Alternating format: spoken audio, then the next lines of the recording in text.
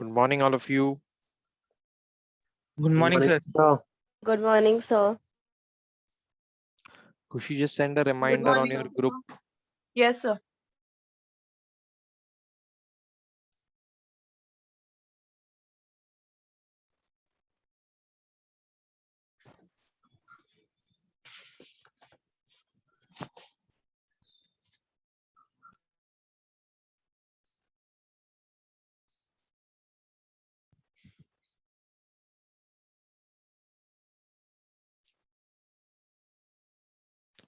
Okay, so should we start? Yes, sir. Yeah.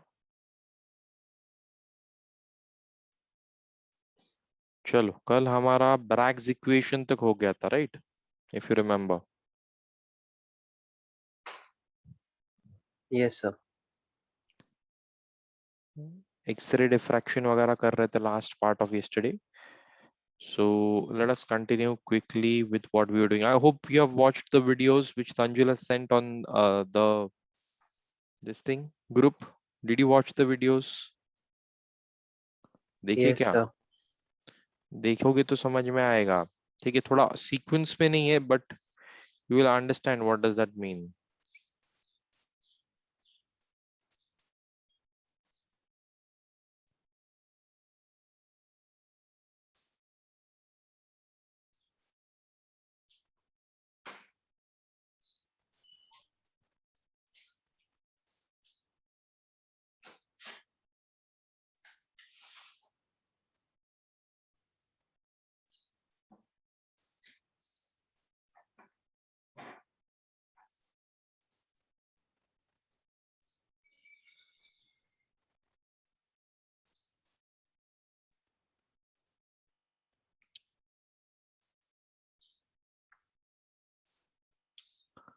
चलो, now Bragg's equation का derivation. Okay, so what is the Bragg's equation? This is n lambda 2d sine theta. Again, this is not there for your boards, but this will be there. Bragg's equation will be there for your entrance. ये Bragg's equation क्या है? n lambda 2d sine theta किसके लिए ये है? It is for the X-ray diffraction, right? Crystalline lattice का जो X-ray diffraction है वो. अब उधर वो जो lambda है, वो lambda क्या है? वेवलेंथ है. किसकी वेवलेंथ है? एक्सरेज की वेवलेंथ है. और वो जो एंगल क्रिएट करती है क्रिस्टल के साथ में इंसिडेंट होने पे, वो एंगल थीटा है. Okay, so this is how we determine what the X-ray crystallography characteristics of a particular crystal using the formula n lambda is equal to 2d sine theta. एक ये सब पता है आपको, angle of incidence and angle of reflection, incident ray, reflected ray, उसके angles, normal draw करते हैं, वो सारी चीजें. ठीक है, ये थोड़ा फिजिक्स में पढ़ा होगा ना आपने. हाँ सर, पढ़ा है. Right, angle of incidence, angle of reflection. हाँ I'll सर, not, पढ़ा है. yeah, I'll not go into depth, but you just remember Bragg's equation का फॉर्मूला याद रखो. देखो, ये क्रिस्टलोग्राफी के मशीन्स है. ठीक है, इसमें क्रिस्टलोग्राफी, क्रिस्टल रखते हैं इसमें, और फिर स्टडी होती है, तो उससे हमको क्या पता चलता है? उसका शेप का भी पता चलता है. ठीक है, उसका नेचर कैसा है वो पता चलता है. ओके, सो ये आपके सिलेबस में नहीं है, मैं आगे जाता हूँ इसमें. Okay, these are practical techniques with which we are doing what we are identifying the crystalline lattice. ठीक है, क्रिस्टल का लटाइस कैसा है वो हम लोग ब्रैग्स इक्वेशन और डेबाय मेथड से, डेबाय शेरर मेथड से करते हैं. Now unit cell, right, unit cell and crystalline lattice, ये हमारे सिलेबस में है. Right, unit cell and crystalline lattice, इसमें हम लोग ने आपको कल यूनिट सेल क्या है वो समझाया था, और अभी आज टाइप्स ऑफ यूनिट सेल करने वाले. Unit cell is the repeating structure, right? Do you remember? Unit cell repeat होते होते होते क्या बन रहा है? ठीक है, पूरा क्यूब बन रहा है. सिमिलरली इधर देखो कि आप साइड में ये वाला जो कलर कलर वाला क्यूब रहता है, इसमें भी क्या क्यूब्स है. वो छोटे छोटे क्यूब्स क्या फॉर्म कर रहे हैं? पूरा बड़ा क्यूब फॉर्म कर रहे हैं. जो छोटे वाले क्यूब का शेप है वही पूरे क्यूब का शेप है, राइट? सो यूनिट सेल का जो शेप होगा वही पूरे इसका शेप होगा. Okay, so this is what unit cell and crystalline lattice. What is this unit cell and crystalline lattice? Okay, now types of units. We are having primitive and centered. Okay, primitive and centered. Primitive मतलब क्या? जिसके atom सिर्फ constituent particle ना, ये जो है ना, ये अभी जो सिखा रहा हूँ, ये वीडियो देखोगे तो भी आपको समझ में आ जाएगा. ओके, सो नाउ प्रिमिटिव मतलब सिर्फ जो कॉर्नर्स पे है. ठीक है, एटम्स अगर कॉर्नर्स पे, उसको प्रिमिटिव बोलते हैं. सेंटर्ड मतलब कुछ जो एटम्स कॉर्नर्स पे है, and some atoms are there at the center और some are there at the face. तो इसको हम लोग सेंटर्ड में, एंड सेंटर्ड भी रहते हैं. एंड सेंटर्ड है, सिर्फ एंड फेसेस पे यहाँ पर एटम्स है. राइट. सो लेट अस सी प्रिमिटिव. प्रिमिटिव में cubic, tetragonal, orthorhombic, monoclinic, triclinic, hexagonal, rhombohedral. Right, ये सारे आ जाते हैं इनटू प्रिमिटिव. अच्छा, क्यूबिक की बात करूं तो क्यूबिक में भी we will be having simple cube है ये. एससीसी आता है इसमें. फिर सेंटर में जाएंगे तो इसमें बीसीसी आएगा, एफसीसी आएगा. ठीक है, ये प्रिमिटिव में तो सिर्फ सिंपल क्यूब आएगा, एससीसी बोलते हैं उसको. जहाँ पे the length, breadth and height all three are equal. Length, breadth and height are equal. किसकी इक्वल है लेंथ, ब्रेथ और हाइट? लेंथ, ब्रेथ और हाइट किसकी इक्वल है? क्यूब. हाँ, क्यूब की. ओके, एससीसी की.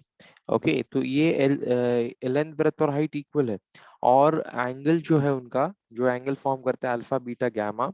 ठीक है, कहाँ पे फॉर्म करेंगे एंगल्स? देखो यहाँ पे कर्सर दिख रहा है क्या? यहाँ पे फॉर्म करेंगे. यहाँ पे ये वाला से फॉर एग्जांपल अल्फा है, फिर ये वाला बीटा है, ये वाला गामा है. Right. So these are the angles alpha, beta and gamma. What are they are the angles alpha, beta and gamma, and all of them are equal to 90. ठीक है. अब टेट्रागोनल की बात करूं तो टेट्रागोनल में क्या होगा? A will be equal to b. Length and breadth will be equal but height will not be equal. दिखाई तो दे रहा है आपको, लेंथ और ब्रेथ इक्वल है बट हाइट ज्यादा है. Right. So alpha, beta and gamma they are equal to 90. ठीक है. देन तीसरे इसकी बात करूं ऑर्थोरोम्बिक, तो तीनों साइड्स एक दूसरे को इक्वल नहीं, ना ना हाइट, ना लेंथ, ना ब्रेथ, ये तीनों भी एक दूसरे को इक्वल नहीं, बट एंगल्स जो है तीनों भी they are equal to each other. Alpha, beta, gamma equal to 90. Then monoclinic की तरफ आते हैं. मोनोक्लिनिक में तीनों एंगल्स भी इक्वल नहीं है, और अल्फा और gamma are equal to 90 but beta is not equal to 90. This is what monoclinic. Triclinic की तरफ आते हैं तो तीनों एंगल्स भी इक्वल नहीं है, और तीनों साइड्स भी इक्वल नहीं है. Right. Length, breadth and height are not equal to each other. Alpha, beta, gamma are also not equal to 90. Okay. Then hexagonal की बात करूं, ये बेंजीन रिंग एक दूसरे के ऊपर रखेंगे तो हेक्सागोनल बनेगा. बहुत सारे बेंजीन रिंग्स एक दूसरे के ऊपर रखेंगे तो ऐसा हेक्सागोनल बनेगा जिसमें a is equal to b but not equal to c. ठीक है, लेंथ और ब्रेथ इक्वल है बट हाइट इक्वल नहीं है. देन अल्फा, बीटा 90 है और गामा 120 है, तो that is what hexagonal. And what is rhombohedral? Rhombohedral में alpha, a, b and c, length, breadth and height are equal, and alpha, beta, gamma are also equal, but the only thing they are not equal to 90. मतलब cube ही है ये rhombohedral पूरा cube है, लेकिन थोड़ा tilted cube है, बस उतना ही फर्क है. राइट, टिल्टेड क्यूब है क्योंकि उसमें लेंथ, ब्रेथ, हाइट भी इक्वल है, एंगल्स भी इक्वल है. Only thing the angles are not equal to 90. Got this? Yes, Yes, sir. sir. या बढ़ो आगे. Sir. Yes. Now we are having centered. This is body centered. This is face centered, and this is end centered. Okay. So these are the three: body centered, face centered, and end centered. ये किसके है? अभी centre में आ गए ना, तो centred में आ गए तो ये क्यूब के ही तीन टाइप से, लाइक बीसीसी, एफसीसी, और उधर जो था ये वाला फर्स्ट वाला जो था ये क्यूबिक, वो एससीसी था. तो एससीसी, बीसीसी, एफसीसी ये तीन टाइप्स हमको जनरली देखना है. ईसीसी हमारे एंड सेंटर्ड क्यूब ज्यादा इंपॉर्टेंस नहीं रखता है, बट एससीसी, बीसीसी, एफसीसी हमारे सिलेबस के according it has a lot of importance. Okay, जाओ आगे. बीसीसी में क्या है? बॉडी के सेंटर में एक क्यूब होगा. एफसीसी में क्या है? On every face you will have half cube. On every face you will have half a cube. And how many faces are there? 6 faces are there. तो 6 फेसेस पे, each face पे half half cube आएगा. And centered मतलब top और bottom पे सिर्फ half half cube आएगा. समझ में आ रहा है? Hello. Yes, sir. So primitive and its variation with centered unit cell. तो primitive और body centered, face centered, end centered के कॉलम को कंसिडर ही मत करो, वो हमारे सिलेबस में नहीं है. ये हम लोग primitive मतलब SCC, body centered BCC और FCC, इन तीनों को कंपेयर कर रहे हैं, राइट. ये है आपका primitive. थोड़ा गलत दिखा है शेप, क्योंकि लेंथ ब्रेथ हाइट तीनों भी इक्वल होने चाहिए, राइट. एंड एंगल्स भी तीनों इक्वल है. बॉडी सेंटर्ड आप जानते हो, फेस सेंटर्ड आप जानते हो, राइट. अब टेट्रागोनल पे आ जाओ. अगेन ये टेट्रागोनल भी हमको डिटेल में नहीं देखना है, सिर्फ एससीसी बीसीसी एफसीसी देखना है. बट टेट्रागोनल का ये, टेट्रागोनल में बॉडी सेंटर्ड ही आएगा, and face centred and centred नहीं है, ठीक है. फिर ऑर्थोरोम्बिक में सर ये अपना, हाँ, पेज सेंटर्ड क्यों नहीं है? नहीं है अभी. हर एक फेस पे उसके एक एक एटम, हाफ एटम नहीं है उसमें. टेट्रागोनल में सिर्फ क्यूबिक में दिखता है वो. Okay okay yes. ओके. फिर ऑर्थोरोम्बिक में दिखना, ऑर्थोरोम्बिक में तीनों है, ठीक है. एंड सेंटर्ड भी है, चारों है in fact. Okay. So all this is of least importance. हम लोग सिर्फ एससीसी बीसीसी एफसीसी करने वाले हैं. तो टोटल ऐसे अगर टोटल करेंगे तो we are having a total of 14 Bravais lattices, ठीक है. 14 ब्रावाइस लैटाइसिस है, और उनके टाइप्स देखेंगे तो 7 ही है, ठीक है. ये कितने काउंट करूं? क्यूबिक, टेट्रागोनल, 1 2 3 4 5 6 7, तो 7 टाइप्स है. उसमें से क्यूबिक के 1 2 3 टाइप है. तो 7 प्लस 3 कितने हो गए? बोलना. 7 10. प्लस 3 10, 11 12 13. नहीं गड़बड़ हो रही है, एक मिनट. ये पूरे काउंट करोगे तो 14. 1 2 3 4 5, 5 प्लस 4 9, 10 11 12 13 14. आया समझ में? Yes sir. Yes, sir. Okay. So 14 types of Bravais lattices है. बट उसके अगर बेसिक टाइप्स अगर हम लोग देखेंगे तो 7 ही है. फिर 7 में क्यूबिक में प्रिमिटिव है, बॉडी सेंटर्ड है, फेस सेंटर्ड है. हम लोग पूरा क्यूबिक पे ही फोकस करने वाले. ये सब हमारे एक्स्ट्रा इन्फॉर्मेशन के लिए. हाँ, इसकी हमको क्या रखना है, खाली वो जो एंगल्स है ना, अभी एंगल्स और लेंथ वो सब बताया, यस सर. उसके सिर्फ हमको वो एक टेबल याद रखना है और उसके एग्जाम्पल याद रखने हैं, बस. That's it. It is given in your text book, right. हाँ देखो, इधर काउंट भी करके दिया. 3 plus 2 plus 4 plus 2 plus 1 plus 1 plus 1, तो 14 हो गए टोटल. 14 ब्रावाइस लैटाइसिस. ओके. तो हमको सिर्फ वो टेबल याद रखना है जिसमें a is equal to b is equal to c है या नहीं है, then alpha beta gamma equal to 90 है या नहीं है, वो याद रखना है. ओके. और उसके एग्जाम्पल्स की कौन सा क्रिस्टल कौन सा एग्जाम्पल में आता है, ठीक है. फ्यू एग्जाम्पल्स याद रखने हैं. I'm telling for those who are attempting entrance. Okay. Then which is not a type of unit cell? Rhombohedral. Rhombohedral. Tetrahedral. Rhombohedral है. टेट्राहेड्रल यूनिट सेल नहीं है, वो ज्योमेट्री है. अरे हाँ हाँ yes. Following is not a type of primitive unit cell. Cubic primitive है. अभी किसमें प्रिमिटिव नहीं था? नन ऑफ ट्राइक्लिनिक में या हेक्सागोनल में? ट्राइक्लिनिक ना. ट्राइक्लिनिक है ना सर प्रिमिटिव. चलो देखते हैं, ऊपर जाके देखते हैं. हाँ ट्राइक्लिनिक में है. प्रिमिटिव है ना भाई? नन प्रिमिटिव ऑफ है दिस ना. है फिर. नन ऑफ दीज है आंसर उसका. None of this.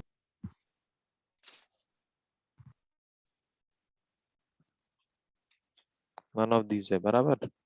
Then a is not equal to b is a is equal to b but b is not equal to c, and alpha beta equal to 90 and gamma is equal to 120. कौन सा था ये? बिना. Hexagonal. Correct, hexagonal था. Very good.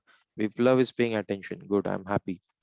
Then अभी जा मत लगीच. a is हाँ equal to b, sir. b is not equal to c, and alpha and gamma equal to 90 and beta is not equal to 90. ठीक है. कौन है ये? देखो देखो कौन है ये, बोलो. ऑप्शन देखने, ऑप्शन देखी कंफ्यूज होगा उल्टा. डायरेक्ट बताओ. अल्फा गामा इक्वल टू 90 थे, beta was not equal to 90. Sir, orthorhombic होगा. ऑर्थोरोम्बिक. मोनोक्लिनिक. मोनोक्लिनिक है. ओके. देन अभी cubic unit cell. Now we have discussed the types of unit cells थोड़ी देर पहले, ठीक है. ये वाला बोल रहे हैं, ठीक है, मॉड्यूल 13 मतलब स्लाइड नंबर 13 पे। Okay, in primitive unit cells for further classified as, ये सारे अभी थोड़ी देर पहले जो देखा था वो, ठीक है। तो अभी प्रिमिटिव पे फोकस कर रहे हैं।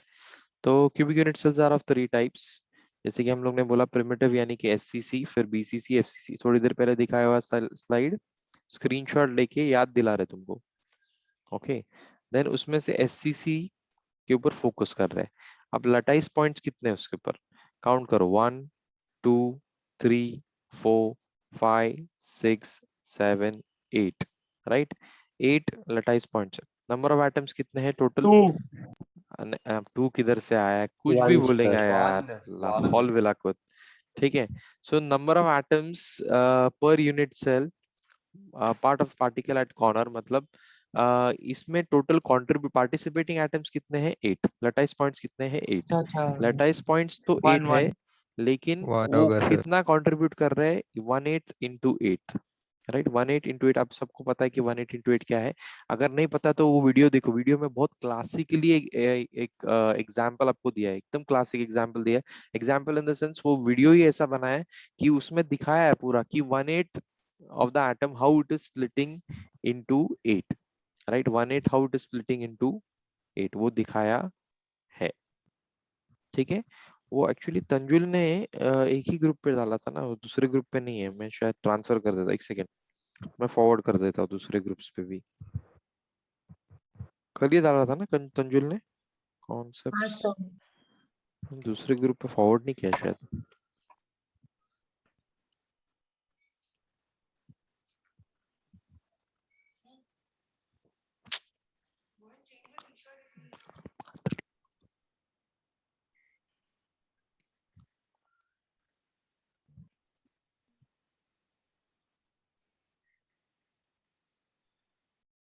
एक सेकेंड, हाँ।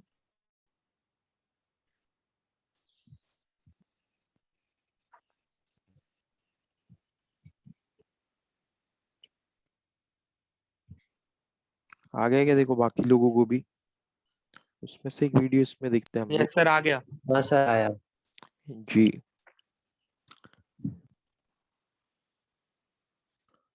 इसमें से बाहर निकलना पड़ेगा पहले।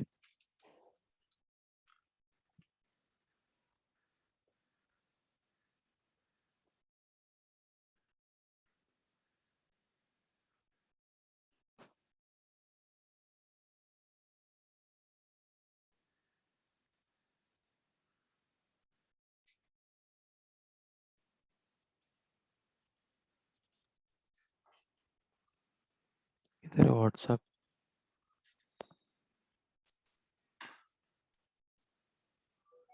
हाँ यही है ना कॉन्सेप्ट्स वाला।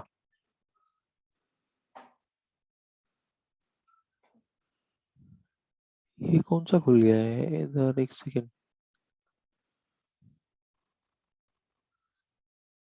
हम्म,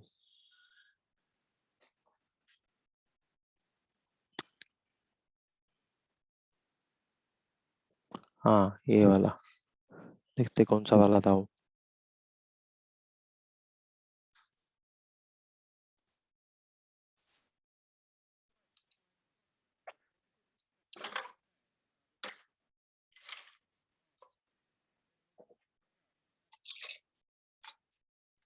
The chloride ions. आवाज सुनाई दे रही क्या? In sodium chloride yes crystalline sir हाँ, structure, every unit cell is a face-centered cube in a closed pack structure.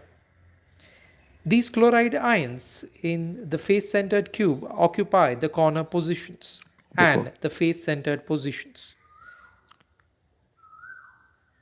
whereas the smaller रुको एक सेकेंड रुको, sodium ये ions will occupy face centred बाद में देखते हैं, पहले ये वाला देख लेते हैं।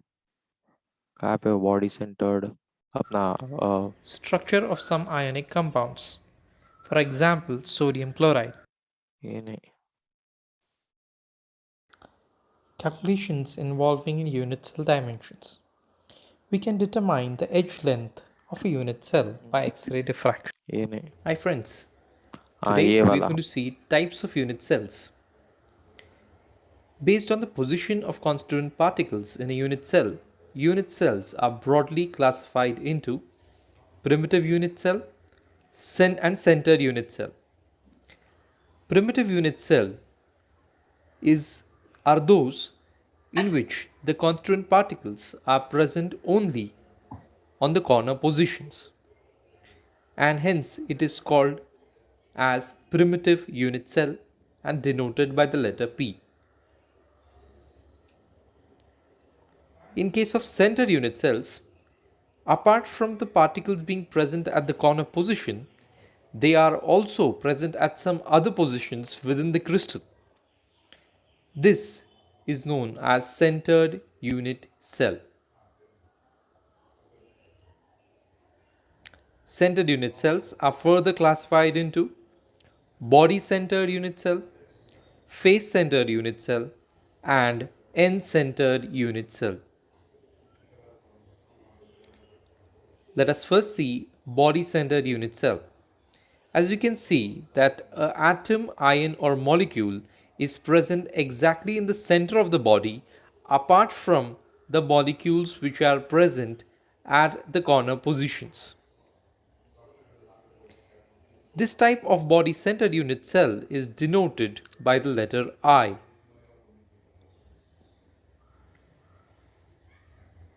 Now let us see face-centered cubic unit cell.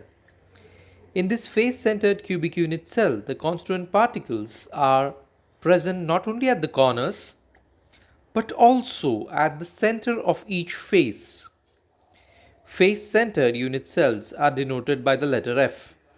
You can see that there are 6 faces and therefore 6 atoms or particles at the.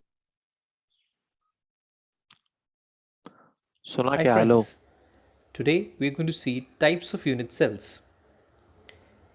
Based on the position of constituent particles. Hello, Sonakya. Yes, sir. Hi friends, welcome back. I'm Suhen Chutke, continuing with solid state. Consider a crystal. We know that the main characteristics of crystalline solids is its regular and repeating pattern of constituent particles. Now on screen you are seeing a crystal. Suppose if I compress the molecules and replace them with representative points, a crystal lattice is obtained. This crystal lattice can be defined as a three-dimensional arrangement of constituent particles. When represented diagrammatically, such that each particle is depicted as a point, such an arrangement will be called as crystalline lattice. There are 14 possible three-dimensional lattices known to us. These lattices are named after the French mathematician who first discovered it. Thus, they are also called as Bravais lattices.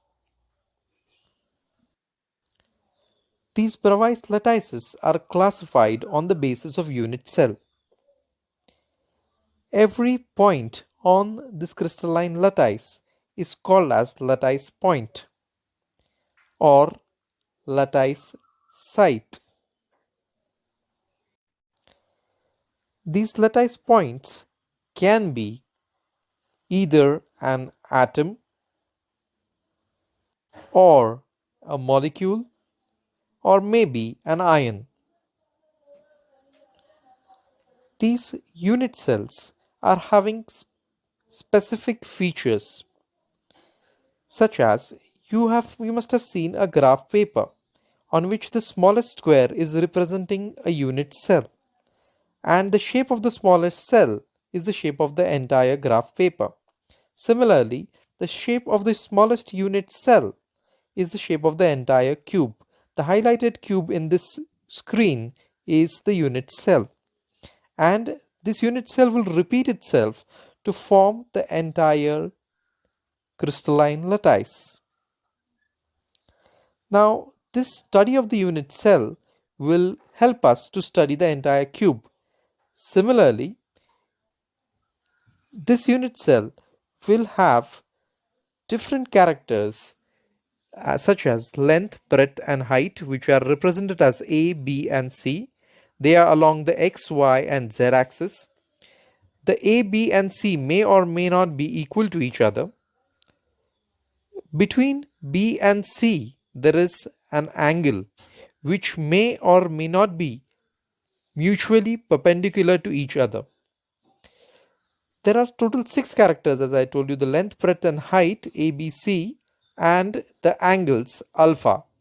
The alpha angle is between the lines B and C. The beta angle will be between A and C, and the gamma angle will be between A and B. So these angles may or may not be mutually perpendicular to each other. And the characteristics which define a unit cell are the lines A, B and C, that's length, breadth and height, and the angles alpha, beta and gamma, which may or may not be perpendicular to each other. Similarly, the length, breadth and height may or may not be equal to each other. Now, let us see cubic unit cell, which is a perfect cube where A is equal to B is equal to C and alpha, beta, gamma are 90. Similarly, if I change these values of A, B and C and the angles, we get different unit cells like rhombohedral, monoclinic, hexagonal, triclinic and different unit cells. Let us tabulate all this in one table and see their lengths, breadth and height, whether they are equal, and their angles and which type of crystal system they form, and the examples.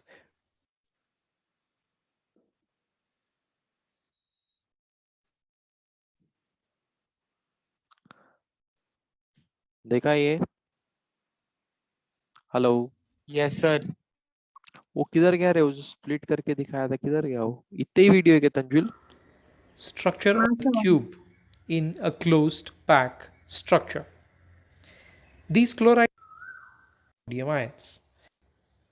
Shells एक second, positively charged sodium to एक 6 second रुको, ions ढूंढ per रहा हूँ. unit centers. Per corner is equivalent to 4. Equivalent to sum of sodium हाँ, ions at इसमें the है वो. 12 edges and 1. ठीक है, स्टार्टिंग से देखो. Structure of some ionic compounds. For example, sodium chloride. In sodium chloride crystalline structure, the positively charged cations are the sodium ions, and the negatively charged anions are the chloride ions. In sodium chloride crystalline structure, every unit cell is a face-centered cube in a closed pack structure. These chloride ions in the face-centered cube occupy the corner positions and the face-centered positions, whereas the smaller sodium ions will occupy the octahedral voids. Every octahedral void will be occupied.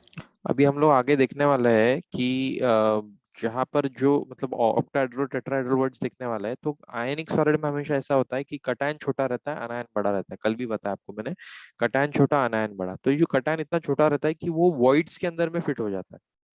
ठीक है, तो यहाँ पे sodium ions ये octahedral voids में fit हो रहे हैं, और क्लोराइड आयंस बड़े हैं तो वो कॉर्नर पोजीशन पे आ गए हैं. ठीक है, और सेंटर पोजीशन पे आ गए, फेस सेंटर पोजीशन पे आ गए. ठीक है, समझ में आ रहा है ना सबको? Yes, sir. या this will really ease a lot of work. ठीक है, जो आपको रट रट के जाना था उसको ये वीडियो देख के आपको मतलब 2-3 बार देखोगे तो it will get into your memory. Okay, let's go ahead. By smaller sodium ions. The sodium ions are relatively having a smaller ionic size as the electronic configuration is 2,8, whereas the chloride ions are having a larger ionic size due to the electronic configuration and maintenance of 3 shells, that is 2,8,8.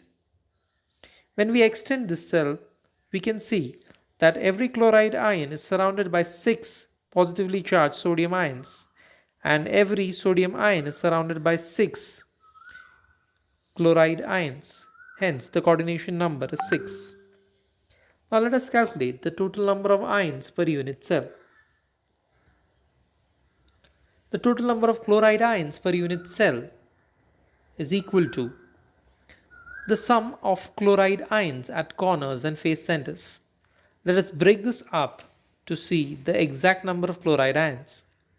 So now the total number of chloride ions will be equivalent to 8 corners multiplied by 1/8 contribution per corner plus 6 faces in which every chloride ion is contributing half per face. समझ में आ रहा है कि कैसे किया ये if FCC Yes, का है sir. राइट 8 into 1 हाँ 8 सर. तो 1 हो गया और 6 into half 3 हो गए तो 1 plus 3 कितने हो गए 4 ठीक है देखो So आगे the total becomes equivalent to 4. Now let us see the total number of sodium ions per unit cell, which is equivalent to sum of sodium ions at the 12 edges and 1 at the center of cube. So the total number of sodium ions will be equivalent to 12 edges multiplied by contribution of 1/4 per edge plus 1 in the center, which is also equivalent to 4. So we can say that the unit cell of sodium chloride contains 4 chloride ions and 4 sodium ions.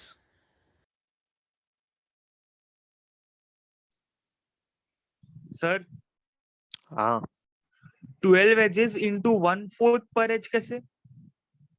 क्या 1/4 per edge कैसे?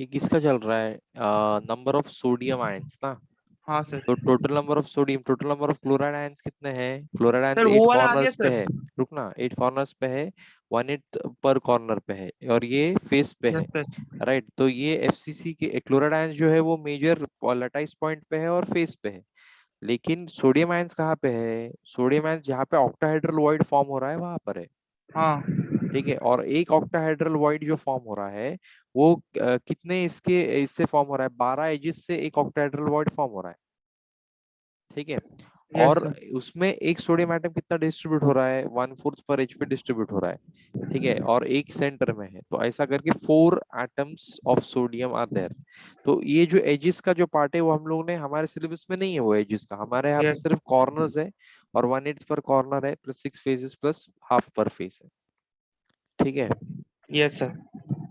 Yes Structure of some ionic compounds. For example, ये अभी sodium वही देखा chloride. ना yes sir. अभी वही देखा ना सेम वीडियो है क्या ये और ये हाँ Structure of सेम some है calculations involving unit cell dimensions.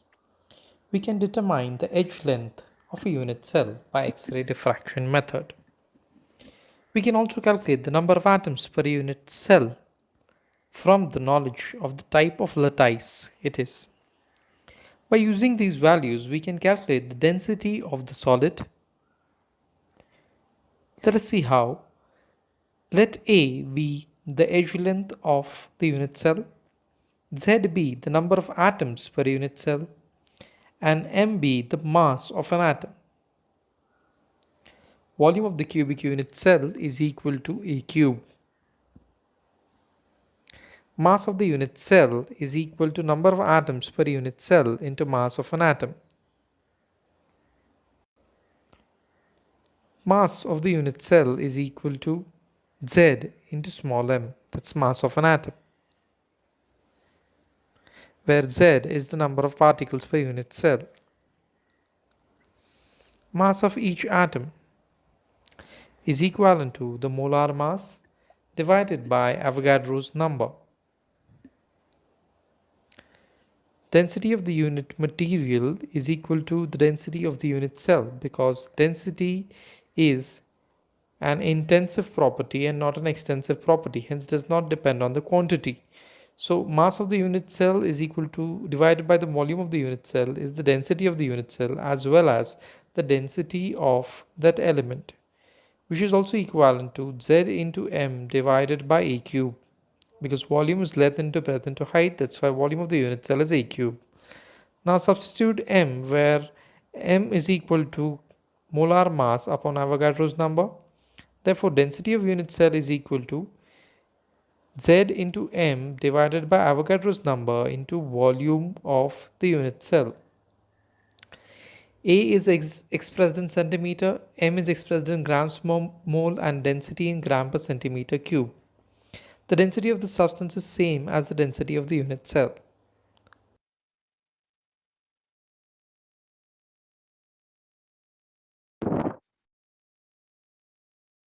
देखा क्या ये? Hello, Yes, sir. यस।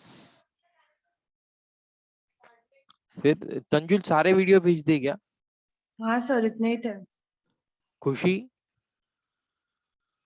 खुशी यस सर, यस तेरे सर। पास है क्या और वीडियोस? तो मैं चेक करती हूँ, शायद 6 ही वीडियोस भेजे थे आपने। तो इधर एक 5 बार ही है ना, चेक फिर करती हूँ। 5 है और उसमें से भी एक रिपीट है, तो 4 ही है फिर। मैं चेक करती हूँ एक मिनट।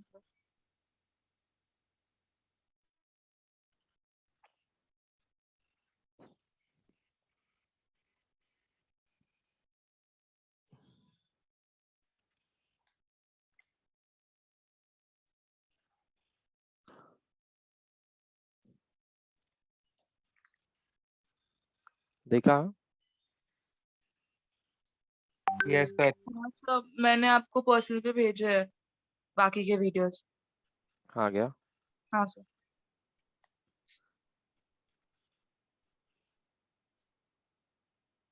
ओके, एक सेकेंड।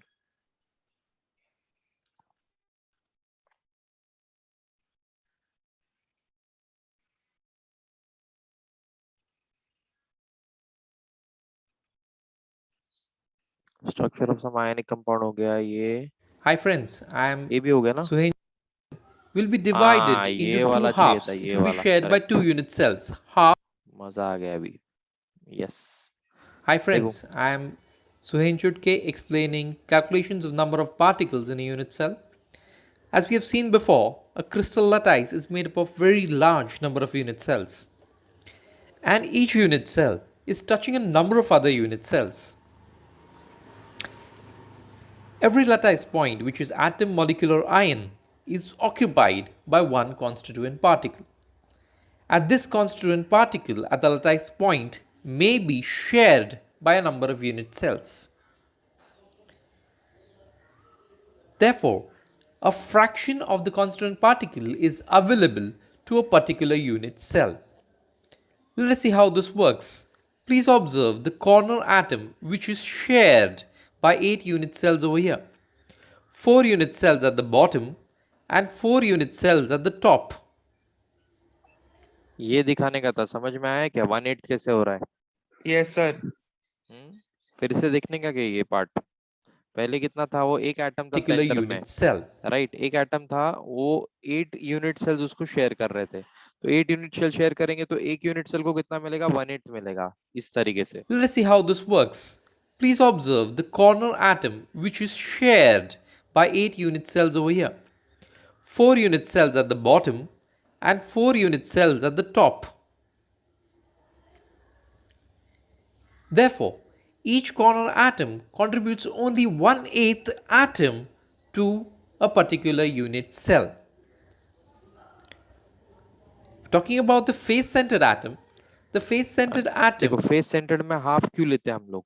क्योंकि ऐसा रहता हो, ठीक है? देखो, About the face-centered atom will be divided into two halves. It will be shared by 2 unit cells, half each. So, the unit cell contributes half atom to each unit cell. Let us see about the body-centered atom.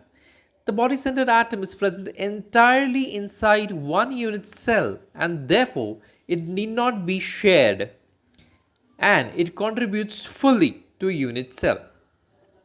Talking about the edge-centered atom, the edge-centered atom you can see is shared by 4 unit cells, and therefore when it is divided, 2 unit cells at the bottom and 2 unit cells at the top, we'll be having 1/4 of atom in every unit cell.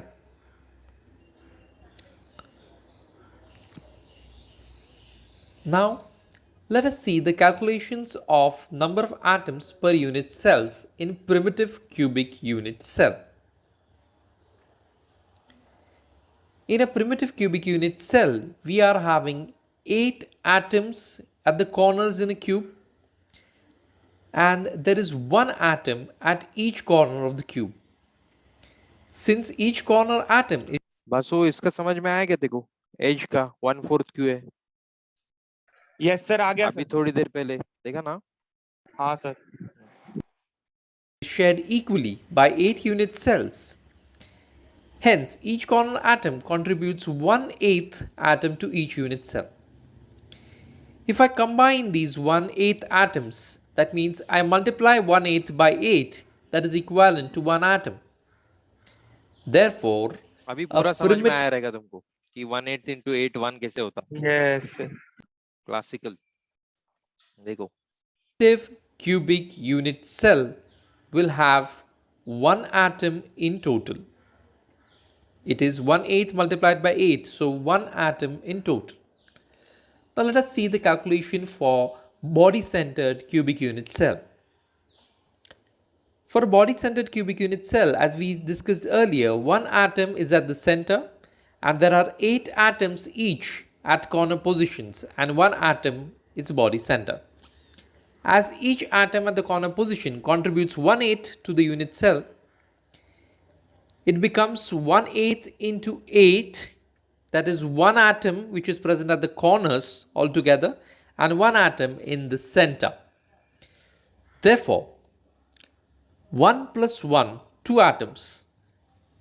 In whole, it becomes पूरा समझ में आ रहा है क्या पूरा Yes sir, आ रहा है ना सर? है क्या सब लोग कि गए किधर घूमने को hello Yes, sir. Pay attention जबरदस्त है ये आगे हाँ Yes, sir. atoms per body-centered unit cell. If you are finding difficult to understand this, let me explain the calculation separately. There were 8 corner atoms. 8 corner atoms multiplied by 1/8, they're contributing 1/8, therefore 1 atom, and 1 body-centered atom in the center, which is 1 into 1, that is 1 atom. So 1 atom over here and 1 atom over here makes 2 atoms all together. This is the calculation for body-centered cubic unit cell. Now let us see the next one, that is calculation for face-centered cubic unit cell. Now this is slightly different because there are 8 atoms at the corner position and 1 atom at the center of every face of the cube. I hope you know that a cube is having 6 faces. Therefore, as every atom at the corner position contributes 1/8 to the unit cell, and the contribution of these 8 corner atoms to the unit cell is 1 atom, and as there are, as I said earlier, 6 atoms at the faces which are contributing half each, so 6 into half is 3 atoms. Therefore, we'll be having 3 atoms at the faces and 1 atom at the corner, which will make 3 plus 1, which is equivalent to total 4. So the total number of atoms per face centered unit cell is 4. If you've still not understood, let us see the calculations. 8 corner atoms which are contributing 1/8. So 8 into 1/8 is 1 atom, and 6 face centered atoms which are contributing half atom per unit cell. So 6 into half is equal to 3 atoms. And the grand total of 1 atom plus 3 atoms, which will be equivalent to 4 atoms. Yes आया समझ में पूरा Yes sir, आ गया. Each one of you अभी इससे ज्यादा simplify नहीं कर सकते ठीक है पूरा विथ विजुअल के साथ में तो there is no problem I think समझ में आया ही रहेगा आपको कि कैसे it is forming that kind of thing ठीक है तो यहाँ पे फिर मैं अभी स्किप कर सकता हूँ क्योंकि ये अभी हम लोग ने जस्ट देखा है वीडियो में बॉडी सेंटर्ड का कैसे आ रहा है फेस सेंटर्ड का कैसे आ रहा है और सिखाते वक्त पहले मैंने आपको टेबल भी बना के दिया है ठीक है तो इसमें 4 कैसे आ रहा है एफसीसी में ये सारा अभी हमारा हो चुका है ओके हाँ the order of lattice points in BCC FCC and SCC are बोलो 2, 4, Sir, both A and 2, 4, order of 1. Lattice points lattice point कितने थे एससीसी में कितने लटाइस पॉइंट्स 8 है राइट। हाँ एफसीसी में कितने हैं? 8 और 6 फेसेस पे हाफ हाफ, तो वो 14 हो गए। 14। और बीसीसी पे 8 कॉर्नर में एक सेंटर में 9 हो गए, तो आंसर सी होना चाहिए ना। हाँ समझ में आ रहा है क्या? हेलो, अच्छा, लैटिस पॉइंट। समझ में आया कि नहीं है? Yes sir. आंसर आना चाहिए था तुमको। Right, then particle at a corner of cube contributes, 1 corner of cube 1/8। contributes 1/8. 1/8, right. Coordination number in BCC is, 6। Coordination number मतलब एक एटम और कितने एटम्स को कनेक्टेड है। तो बॉडी सेंटर का 8। जो सेंटर वाला एटम है वो 8 कॉर्नर्स को कनेक्टेड है, right. So yes 8 sir. Atoms को कनेक्टेड है, तो 8 इज द 8। Coordination number. समझ में आ रहा है ना? Particles at the face of Half. face of cube contributes Half. half. Correct. The order of Z in SC, BCC, FCC is 1:2:4। correct. Now SCC, BCC और FCC, right? तो इसमें हाँ, अभी हम लोग क्या करेंगे, सिंपल देखो, इसका वॉल्यूम कैलकुलेट कर रहे हैं। क्या कैलकुलेट कर रहे हैं हम लोग? वॉल्यूम। सबसे पहले टोटल वॉल्यूम वॉल्यूम कैलकुलेट करेंगे, उसके बाद में फिर ऑक्यूपाइड वॉल्यूम भी कैलकुलेट करेंगे, ठीक है। या पहले ऐसा करते, पहले ऑक्यूपाइड कर लेते हैं। ओके, ऑक्यूपाइड वॉल्यूम कितना है? तो एक इधर दिख रहा है क्या, ये आर जहाँ पे लिखा है, डायग्राम में बोल रहा हूँ, रेड कलर के स्फीयर के नीचे आर हाँ आर जहाँ सर, पे लिखा है, तो वो वो रेडियस, रेडियस है हाँ ना। वो रेडियस है, ठीक है। किसका रेडियस है? एक एटम का रेडियस है। दोनों एटम्स एक दूसरे को चिपक के है, तो आर प्लस आर क्या हो जाएगा? 2r, and that 2r is equal to a. A. बराबर, r plus r is equal to 2r, and that 2r is equal to a. Okay, so edge length will become a, which is equal to 2r. Correct? ठीक है। Hello, हो क्या? साथ में हो क्या? Yes sir. हाँ, अभी वॉल्यूम ऑफ यूनिट सेल कैसा रहता, कैसे कैलकुलेट करते? क्यूब का यूनिट सेल, सर एज का क्यूब लेंगे। राइट। एज का क्यूब मतलब length into breadth into height, और क्योंकि length into breadth into height तीनों भी equal to a, so a into a into a, that is a cube. और a की वैल्यू 2r है, तो 2r का होल क्यूब, तो 2r का होल क्यूब बन जाता है 8r cube. So that is the volume of unit cell. समझ में आ रहा है? Yes sir. या ओके, देन अभी ये था टोटल वॉल्यूम अपना, 8r क्यूब क्या है? Total volume. और ऑक्यूपाइड वॉल्यूम कितना है? एक ही एटम है उसमें, एक स्फीयर है, बराबर, एक एटम है, तो एक एटम का वॉल्यूम कितना रहता है? 4/3 pi r cube, right. 4/3 pi r cube एक है ये, तो ये हो गया हमारा occupied volume 4/3 pi r cube. और टोटल वॉल्यूम कितना हो गया? 8r cube. So total volume minus occupied volume will be equal to, void volume. Correct, void volume, right. तो 8r cube minus 4/3 pi r cube, इसको अगर आप simplify करके निकालते हो तो आपको क्या मिलेगा? वॉइड वॉल्यूम मिलेगा। Getting it? क्या यस मिलेगा? सर। वॉइड वॉल्यूम मिलेगा। ओके, सो चलो देखते हैं आगे। If volume of unit cell is 8r cube, that is 100%। अभी परसेंटेज निकाल रहे, तो टोटल है, टोटल वॉल्यूम 8r क्यूब है, 8r क्यूब ऑब्वियसली 100% रहेगा, तो 8r क्यूब 100% है, तो 4/3 पाई आर क्यूब कितना परसेंट होगा? राइट, 4/3 पाई आर क्यूब कितना परसेंट होगा? क्रॉस मल्टीप्लाई करो, 4/3 pi r cube into 100 divide by 8r cube, ठीक है। तो परसेंटेज आ रहा है 52.4, तो 52.4% क्या है? ऑक्यूपाइड वॉल्यूम है। किसका ऑक्यूपाइड वॉल्यूम है? Simple cubic unit sir. Yes, simple cubic unit cell का ऑक्यूपाइड वॉल्यूम है। Yes, and obviously void volume को 100 से माइनस कर दो तो 47.6 है। Now let us talk about, एक सेकेंड, ये हो गया, एक दोबारा क्यों दिखा रहे? ठीक है, कैसे आया रेडियस 2r वो दिखा रहे, तो वो तो हमको मालूम है, ठीक है। सो बीसीसी पे जाते हैं अभी हम लोग। बीसीसी में we are having body centred cubic cell.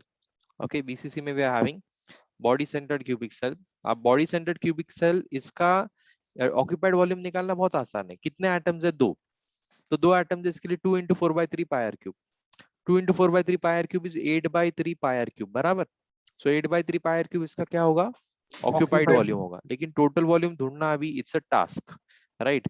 क्यों टास्क है? क्योंकि देखना, पिछले इसमें दोनों रेडियस चिपक के थे, रेडियस और रेडियस क्या थे? चिपक के थे। 2r था, r plus r equal to 2r, but r plus r equal to 2r यहाँ पे पिछले इसमें था, इसमें नहीं हो सकता। क्यों नहीं हो सकता? क्योंकि दोनों स्फीयर चिपक के नहीं, बीच में गैप है। समझ में आ रहा है क्या? कौन से दो स्फीयर की बात कर रहा हूं मैं? दिख रहा हो? ये आर है, कॉर्नर में, हाँ। ठीक है, सुनना, ये आर है, ये भी आर है, लेकिन आर और 2r लिखूंगा तो ये बीच का गैप छूट जाएगा ना। बीच में जो गैप है उसको भी तो हमको कैलकुलेट करना है, करेक्ट? हेलो। Yes sir. तो इसके लिए हम लोग क्या कर रहे हैं, एक ट्राइंगल ले रहे हैं, ट्राइंगल ADB। अब it's an right angle triangle जिसमें हाइपोटेन्यूज जो है, हाइपोटेन्यूज कहां से जा रहा है? It is going across, right, it is going across the central sphere, central sphere के बीचों बीच जा रहा है, ठीक है। तो इसमें क्या होगा, ये जो C है इसका हाइपोटेन्यूज जो है, इसमें R होगा, R प्लस सेंटर वाला 2R और लास्ट वाला R। So R plus 2R plus R will become 4R। 4r। आ रहा है कुछ समझ में? ओके, तो C हमारा क्या है, 4R है। ओके, तो अभी चलो ये ट्राइंगल, सबसे पहले ट्राइंगल, अभी ये तो ये याद रखो, हाँ, ये 4R है, ये याद रखो, साइड में रखो, हमको आगे लगने वाला है वो, ठीक है। पाइथागोरस थ्योरम हम लोग यूज करने वाले हैं। तो पहले ट्राइंगल ADB की जगह पे ट्राइंगल ABC भी है, देखो यहाँ पे। तो ABC ले लो, AB स्क्वायर मतलब hypotenuse, hypotenuse square is equal to side square plus side square, that is what is your Pythagoras theorem. BC square plus AC square, और BC स्क्वायर AC स्क्वायर क्या है, A स्क्वायर है। Hypotenuse को हम लोग ने B square consider कर लिया, तो b square will become equal to 2a square, correct? Hello, yes. समझ में आ रहा है क्या? अभी ट्राइंगल ABD ले लो, तो उसमें AD इज द हाइपोटेन्यूज और AB and BD are the side squares, okay, sides. So according to Pythagoras theorem AD square is equal to AB square plus BD square, यानी कि AD को हम लोग ने C पकड़ा है तो वो जो हो जाएगा C स्क्वायर, और आपका A स्क्वायर, AB स्क्वायर क्या हो जाएगा, A स्क्वायर, और BD स्क्वायर भी क्या है, वो भी A स्क्वायर है, राइट, वो भी A स्क्वायर है। लेकिन यहाँ पे B स्क्वायर क्यों लिखा है?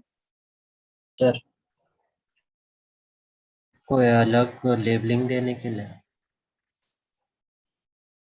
एक second, AD square is equal to A square plus A square, 2A square आना था, तो 2A स्क्वायर, एक सेकेंड, हाँ एक सेकेंड, बराबर।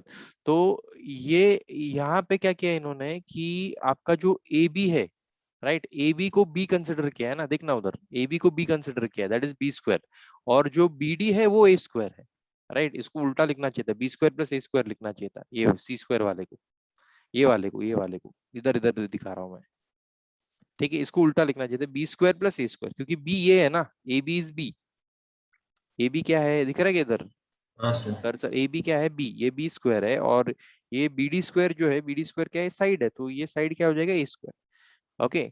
और इसमें से अभी B is equal to 2A square, तो B की वैल्यू क्या होगी, B की वैल्यू होगी, अगर दोनों रूट तरफ 2a। अंडर रूट लेंगे तो अंडर रूट लेके क्या आएगा, √2a आएगा। तो B स्क्वायर की जगह पे मैं यहाँ पे √2a डाल देता हूँ। तो √2a डालने के बाद में नाउ √2a का स्क्वायर, √2a का स्क्वायर लेंगे तो क्या बन जाता है, वो 2a स्क्वायर बन जाता है फिर से, बराबर। तो डायरेक्टली सिंपल ले लेना था यहाँ से, b square is equal to 2a square, तो 2a स्क्वायर यहाँ पे लेना था, तो a square plus 2a square अभी कितना हो जाएगा, 3a स्क्वायर हो जाएगा, correct? So 3a square, but थोड़ी देर पहले मैंने ये भी बताया था कि आपका C was equal to 4R, याद है क्या? हेलो, हाँ sir. C was equal to 4R बताया था, राइट? तो अभी C is also equal to 4R and C is also equal to √3a, समझिंग? Hello, yes sir. yes, C is also equal to √3a and C is also equal to 4R। 4r। तो √3a और 4R को equate करो, तो √3a is equal to 4R will become what? A is equal to 4R by √3। थोड़ा इधर उधर भेज दो, अदल बदल कर लो। कितने लोगों को समझ में, व्हाइट बोर्ड पे दिखाओ मैं करके ये। समझ गया सर। हेलो सारा, तंजुल, Yes, sir. समझ रहा है। Are you following? पूरा ध्यान इधर रहेगा तो समझ में आएगा। विप्लव के जैसे चिप्स खाते खाते देखोगे तो समझ में नहीं अरे आएगा। नहीं सर। यस विप्लव, क्या खाया जब से? सैंडविच। हाँ, ऐसा हो ही नहीं सकता कि विप्लव ने कुछ खाया ना हो। अरे सर बहुत भूख लगी है। होगा, तेको कभी नहीं लगती भाई भूख, भस्म्या हो गया तेको, भस्म्या। भूखी लगते रहती देखो क्या। सो 4r is equal to √3a, समझ में आया ये, and a is equal to 4r by √3, because c was equal to, देखना ये जो ये वाला जो है ना √3a जो है, c √3a, c ही 4r है, तो √3a और 4r को इक्वेट कर दिया, √3a और 4r को इक्वेट कर दिया। इसमें से a को एक साइड पे रखो और √3 को दूसरे साइड पे भेज दो, तो it becomes 4r by √3, right, it becomes Yes, sir. 4r by √3। जाओ आगे। Yes sir. यस, तो ये बीसीसी का हम लोग ने कर दिया। अभी बीसीसी क्या है, 4r बाय √3 है, टोटल क्या है, total occupied volume. Occupied volume नहीं, 4r बाय √3 a की वैल्यू थी ना, तो अभी इसका a क्यूब लेंगे, तो a क्यूब लेंगे तो क्या होगा, 64r क्यूब 3√3 अपॉन 3√3, ये इसका टोटल वॉल्यूम होगा। और थोड़ी देर पहले ऑक्यूपाइड वॉल्यूम निकाला था, वो 8/3 pi r क्यूब था। So 8/3 pi r cube is equal to how many percent when 64 r cube under divided by 3√3 is equal to 100%. तो कैलकुलेट करेंगे तो we will get 68% as the occupied volume and 32% as the void volume, right? 32% as the void volume. आया समझ में? Yes sir. Yes. तो ये अभी BCC का हम लोग ने आज कर दिया, कल एफसीसी का करते हैं, ठीक है। एफसीसी का कैलकुलेशन करते हैं, अभी आपका फिजिक्स क्लास का टाइम हो गया है, ठीक है। So join for physics, yes sir. Okay. और खुशी और बाकी जो लोग हैं, they come for, those are for biology can join for bio, okay. Yes, sir. Okay, sir. Okay, thank you sir, bye bye sir. Thank you, sir. Thank you, sir. bye Bye, sir. Sir. bye bye। Thank you sir.